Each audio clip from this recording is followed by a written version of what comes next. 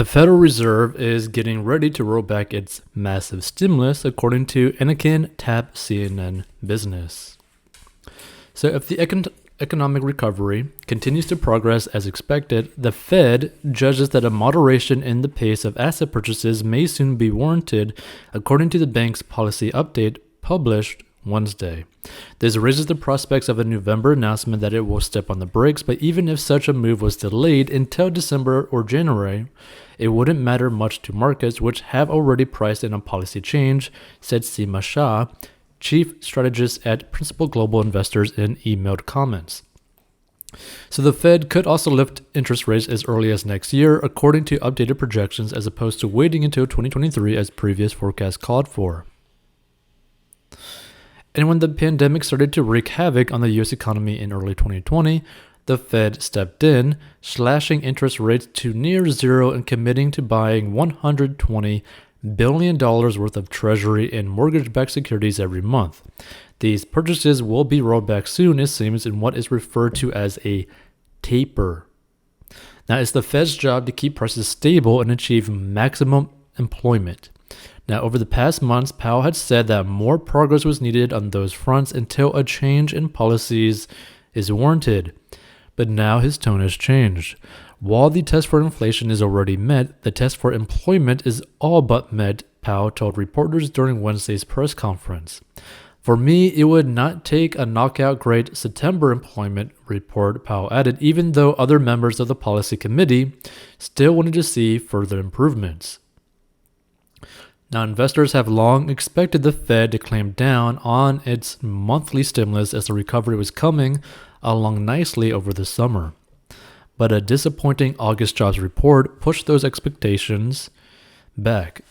So Wednesday's announcement was thus in line with what investors predicted, and the stock market continued its rally after it was published.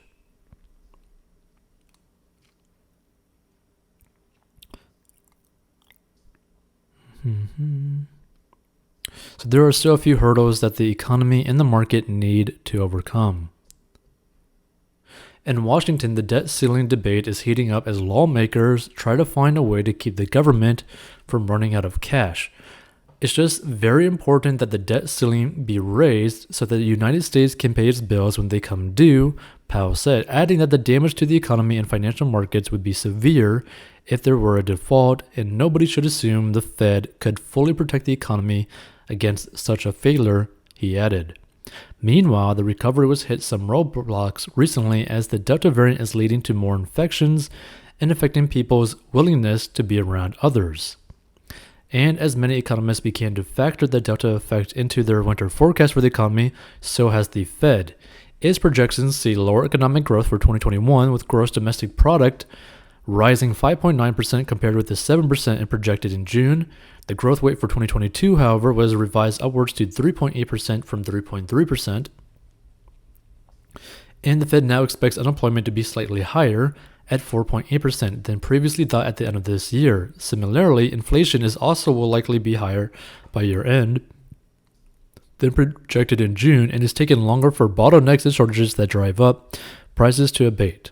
So the Personal Consumption Expenditure Index, which is the Fed's preferred measure of inflation, is expected to be at 4.2% for the year rather than 3.4% previously forecast. So spikes in inflation over the summer fueled the market view that the Fed would soon rein in its easy money policies sooner rather than later to keep the economy from overheating. So here's the thing, right?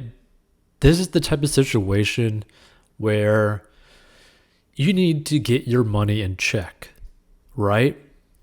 So if you need help with getting out of debt, which is the biggest factor in your financial success, is paying off your debt, go to 40 Unbox to learn how to get out of debt, because debt is pulling you down and basically screwing you.